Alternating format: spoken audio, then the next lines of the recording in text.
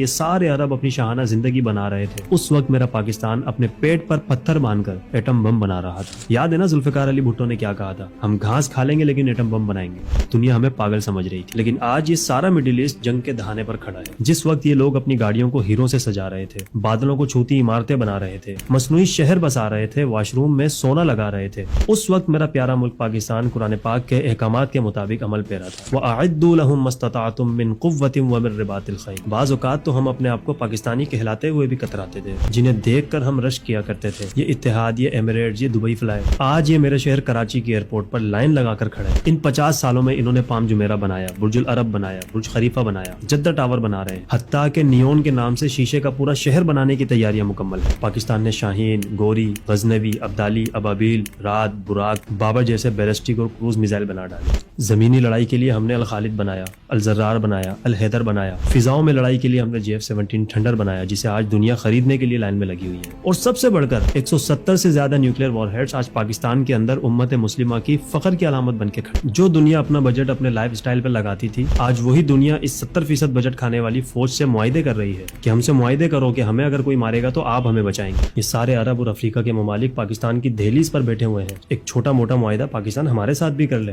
تو اب بھی اگر کوئی پاکستانی فوج کے اوپر زبان درازی کرے، چاہتے ہوئے یا نہ چاہتے ہوئے، ایسا شخص دشمن کا اہلِ کار ہے۔ اے ایمان والو، تمہارا مال، تمہاری اولاد تمہیں اللہ کی یاد سے غافل نہ کر دے۔ کہیں ایسا نہ ہو کہ ہماری سیاسی وابستگیاں ہمیں اپنے ملک سے غافل کر دیں۔